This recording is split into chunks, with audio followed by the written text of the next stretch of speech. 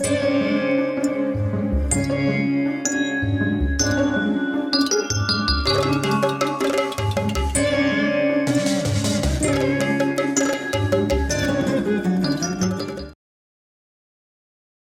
ఆ యాగశాల నక్షత్రాలతో నిండి ఉన్నటువంటి విశాలమైన ఆకాశంలాగా ఉందట.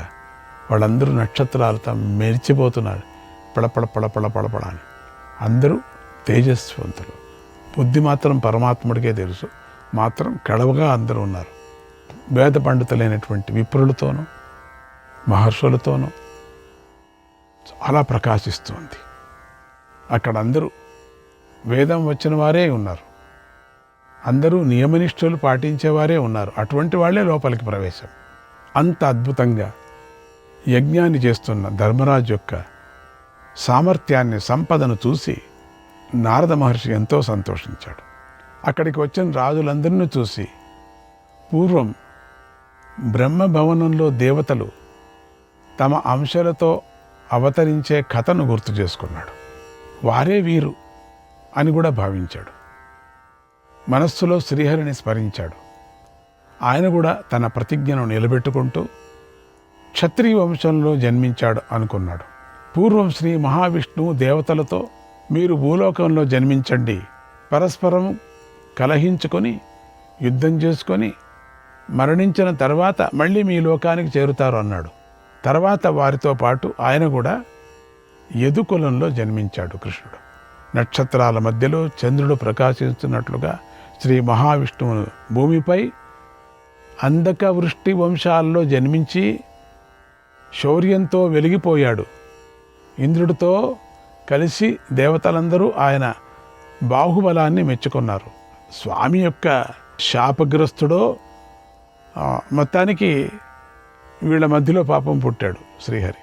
వాళ్ళలో పుట్టి నానా అవస్థలు పడి మళ్ళీ పైకి వచ్చాడు. ఆయన శ్రీహరి మానవుడై పాపం భూమిపై జన్మించాడు. ఈ అవస్థలంతా కావాలన్నా ఆయనకి? ఎంత ఆశ్చర్యం!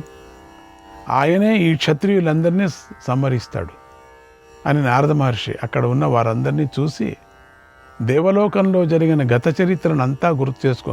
ఎందుకంటే వీళ్ళందరూ అక్కడ ఉన్నారు. అప్పుడు మళ్ళీ ఇక్కడ అందరూ పుట్టారు పని లేక. శ్రీహరిని ధ్యానిస్తూ కూర్చొని ఉన్నాడు.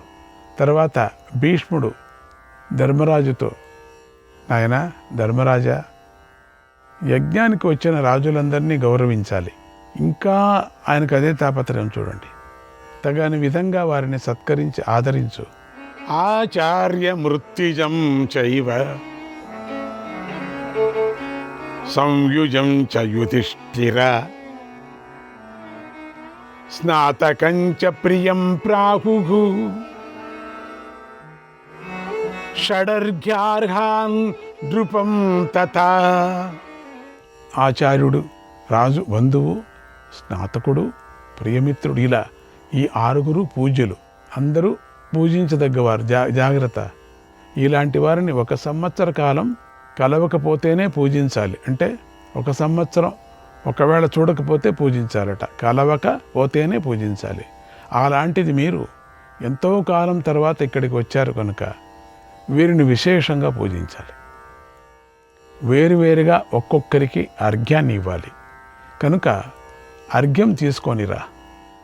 వీరిలో ముందుగా సమర్థుడైన వారికి అర్ఘ్యాన్ని ఇవ్వు అన్నాడు. అప్పుడు ధర్మరాజు, పితామహ వీరందరూ పూజ్యులే, అందుచేత వీరిలో నేనెవరికి ముందుగా అర్ఘ్యాన్ని ఇవ్వాలో మీరే చెప్పండి అన్నాడు. భీష్ముడు ఆ మాట విని తన బుద్ధితో ఆలోచించాడు. అమన్యత తదా కృష్ణం అర్హణీయ తమం భువి. లోకంలో పూజించదగిన వారిలో కృష్ణుడొక్కడే శ్రేష్ఠుడు, అర్హుడు, యోగ్యుడు అని భావించాడు. వెంటనే ధర్మరాజుతో, నాయన ధర్మరాజా, ఈ రాజులందరిలోనూ శ్రీకృష్ణుడే ప్రకాశిస్తున్నాడు. ఆయనదే చూడు ఎంత ప్రకాశం ఉన్నదో. తేజస్సు, బలము, పరాక్రమము మొదలైన వాటి అన్నిటిలోనూ శ్రీకృష్ణుడే వెలిగిపోతున్నాడు. శ్రీకృష్ణుడే కాంతి గోళాల్లో ప్రకాశిస్తున్నాడు, సూర్యుడిలాగా వెలిగిపోతున్నాడు. శ్రీకృష్ణుడే గాలి లేని చోట కూడా వాయువులాగా ప్రకాశిస్తున్నాడు, ప్రవర్షిస్తున్నాడు. ఇప్పుడు ఈ యజ్ఞమంతా శ్రీకృష్ణుడితోనే శోభిస్తుంది. ఈ సభ అంతా శ్రీకృష్ణుడి వల్లే ఆనందిస్తుంది. ఎందుకంటే ఋత్వికులందరూ కృష్ణుడితోనే ఆనందిస్తున్నారు, వేదమే ఆనందిస్తున్నది, ఈ రాజులందరూ అది ఆనందిస్తున్నారు. కృష్ణుడే రత్నప్రాయంగా అన్ని చోట్ల కనపడుతున్నాడు. అన్నీ లేచి నిలుచొని తానే చూసుకుంటున్నాడు. ఎంత అద్భుతంగా! ధర్మరాజా, నీకు ఎంత అదృష్టం! పరమాత్ముడే నీ యజ్ఞాన్ని పర్యవేక్షిస్తున్నాడు. ఆయన కళ, ఆయనతో ఇది కళ నిండిపోయింది. చూడు, నువ్వు ఎంత సభ అలంకారం చేసినప్పటికీ కూడా ఆయన వస్తూనే ఇదంతా కళగా, ఇంకా కళగా అయిపోయింది. ఆయన లేకపోతే ఏం కళ ఉంది? దీంట్లో ఏం లేదు. అందుకని ఆయనే ఆనందిస్తుంది. పరమాత్ముడికి కిరీటం పెట్టుకుంటే ఇక్కడ ఆయనకు కళ వస్తుందని కాదు, కిరీటానికి కళ వస్తుంది. చూడండి, ఆయన నుంచి కిరీటానికి కళ వస్తుంది. కిరీటం నుంచి ఆయనకి ఎప్పటికీ కళ రాదు. అది జ్ఞాపకం పెట్టుకోండి. పుళ్ళంగోవి చేతిలో పెట్టుకున్నాడంటే ఆయన నుంచి పుళ్ళంగోవికి కాదు వచ్చేది, పుళ్ళంగోవి నుంచి ఆయనకు వచ్చింది అనుకుంటాం మనం. ఆయన నుంచి పుళ్ళంగోవికి కళ వచ్చింది. కేవలం ఒక చిన్న కట్టె, దానికి ఎంత కళ వచ్చింది అన్నాడు. ధర్మరాజు ఆ మాటలు విని ఎంతో సంతోషించి శ్రీకృష్ణుడికే ముందుగా అర్ఘ్యం ఇవ్వాలని గ్రహించాడు. శ్రీకృష్ణుడే మొదటిగా పూజించాలని నిశ్చయించుకున్నాడు. పూజ చేయాలి కదా ఎవరినో ఒకరిని. పెద్దవాడు, పూజ్యుడు అయినటువంటి భీష్మ పితామహుడు అనుమతి ఇచ్చాడని అందరికన్నా పెద్దవాడు ఎవరంటే భీష్మ పితామహుడు. అటువంటి భీష్మ పితామహుడే పెద్దవాడే ఇట్లా చెప్పిన తర్వాత అందరికీ పెద్దవాడే. అసలు దీని అంతటికీ కారణం పెద్దవాడు భీష్మ పితామహుడు. ఆయనే మొదటివాడు. ఆయనే అట్లా చెప్పిన తర్వాత కృష్ణుడి గురించి, భీష్ముడు కృష్ణ భక్తుడే కదా. ఈ సందర్భంలో మనం ఎన్ని విచారాలుగా కృష్ణుడి గురించి మాట్లాడుకోవాలి. అందుకనే భాగవతాన్ని మీరు చూడండి, మళ్ళీ మళ్ళీ చూడండి. ఆయనే అనుమతి ఇచ్చాడు. పితామహుడు అంటే ఎంతో ఆనందించాడు. సహదేవుడు వైపు ఒకపారి చూశాడు. సహదేవుడు ధర్మరాజు అభిప్రాయం గ్రహించాడు. వెంటనే అక్కడికి యథావిధిగా అర్ఘ్యాన్ని తీసుకొని వచ్చాడు. అర్ఘ్యం బంగారు పాత్రలో తీసుకొచ్చాడు, నీళ్లను, గంగాజలాన్ని. శ్రీకృష్ణుడు కూడా దాన్ని శాస్త్రవిధి ప్రకారంగా స్వీకరించాడు. అర్ఘ్యం, మొదటి అర్ఘ్యం. ఇలా అంతమంది ఎదుట అందరూ ఉన్న ఆ సభలో శ్రీకృష్ణుడికే మొట్టమొదటిగా గౌరవం దక్కింది. ప్రథమ పూజ జరిగింది. ఎంతమంది ఉన్నారు అక్కడ! కృష్ణుడి కన్నా పెద్దవాళ్ళు చాలామంది ఉన్నారు అక్కడ. అది చూసిన శిశుపాలుడికి కడుపు మండిపోయింది. వాడికి మాత్రమే కడుపు మండటం, వాడి అగ్ని పడిపోయింది లోపల. గ్యాస్ట్రిక్ ట్రబుల్ జాస్తి అయిపోయింది వాడికి. ధర్మరాజు చేసిన ఆ పని శిశుపాలుడికి నచ్చలేదు. సరఫరా సరఫరా సరఫరా అనుకున్నాడు. భీష్ముడు మొదలైన పెద్దల ప్రవర్తన కూడా నచ్చలేదు. భీష్ముడి మీద కోపం వచ్చేసింది. కోపాన్ని సహించలేకపోయాడు. అక్కడ ఉండే వాళ్ళంతా కిందికి వేశారు, ఉండు ఉండు ఉండని. కానీ అతడి కోపం కట్లను తెంచుకుంది. ఎంత సమాధానం చేసే కొద్దీ రాజులు అంత నెర్చిపోయాడు. అందరి ముందు ప్రకటమైంది. హద్దులు దాటిపోయింది వాడి కోపం. మొదటిగా శిశుపాలుడు నీతులు చెప్పిన భీష్ముడిని విపరీతంగా తిట్టాడే. ముసలోడా, ఇంత పని చేశావు నువ్వు! ఎంతమంది పెద్దవాళ్ళు ఉన్నా మేమందరు ఇక్కడంతా. అసలు నీకేదన్నా కళ్ళు కనపడతాయా? నీకు చెవులేని పడతాయా? నీకెందుకు ఇదంతా పని లేక రిటైర్డ్ అయ్యి ఇంట్లో కూర్చోకుండా ఎందుకు వచ్చావు ఇక్కడ యజ్ఞానికి? వెళ్ళి పడుకోకూడదా? అంత ముసలోడు అనుకున్నాడు వీడు. రేపొద్దున తెలుస్తుంది ఈ ముసలోడి కథ. విపరీతంగా మొదట బాగా తిట్టేశాడు భీష్మ పితామహుడు. నువ్వెవడు చెప్పడానికి?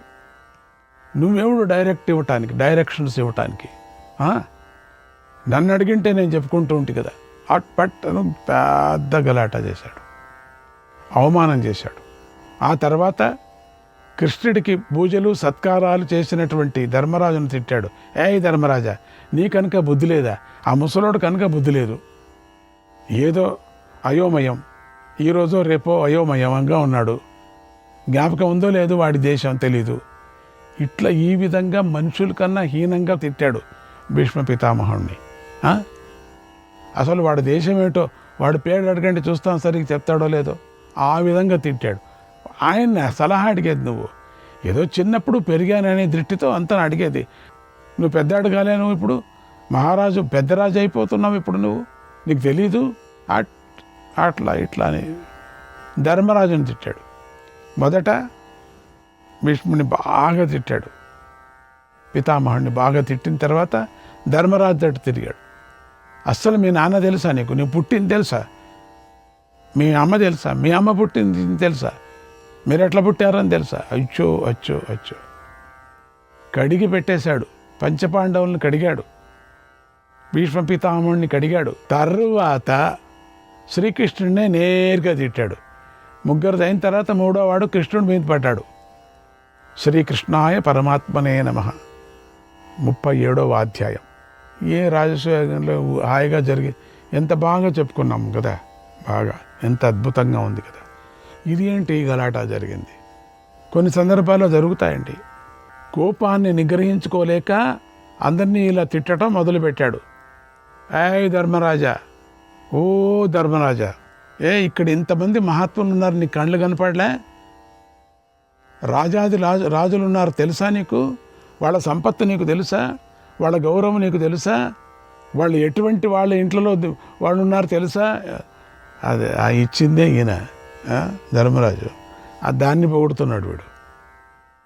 వీళ్ళంతా అర్జునుడు, భీముడు, నకులుడు, సహదేవుడు వెళ్ళి వాళ్ళందరూ గెలుచుకొని వచ్చిందే వీళ్ళు. వీడికేం తెలుసు? శిశుపాలుడికి ఇంట్లో కూర్చున్నవాడికి ఇంతమంది రాజులు ఉన్నారు, నీకేం బుద్ధి లేదా నీకు?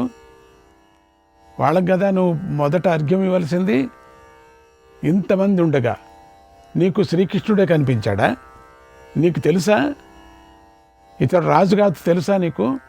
రాజుగా గౌరవం అందుకోవటానికి ఇతనికి అర్హత లేదు ఈ కృష్ణుడికి. ఈడంతా కృష్ణుడు, పాండుకుమారా, ఇట్లంతా మాట్లాడుతున్నాడు. ఒకప్పుడు మర్యాదగా మాట్లాడేవాడు ఏదేదో మాట్లాడుతున్నాడు. ఇప్పుడు ధర్మరాజు అన్నాడు, ఇప్పుడు పాండుకుమార అంటున్నాడు.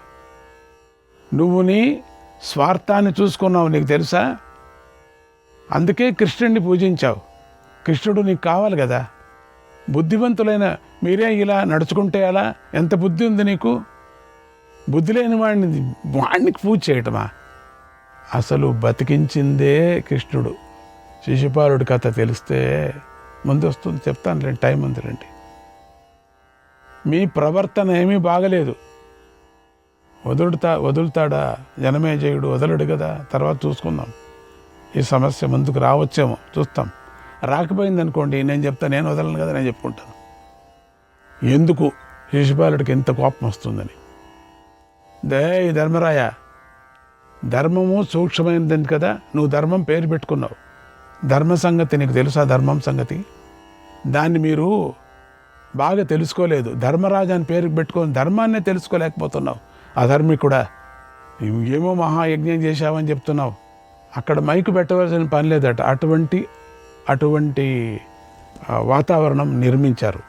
అంటే పైన కొన్ని లక్షల కుండలు పైన ఇట్లా కట్టారట. అంటే ఇక్కడ మాట్లాడితే అక్కడికి ఆ చివరిలో వినపడుతుంది, ఇక్కడ మాట్లాడితే ఆ చివరిలో వినపడుతుంది. అటువంటి ఆకారాలతో కుండలు అప్పుడు ఇంజనీరింగ్ అది.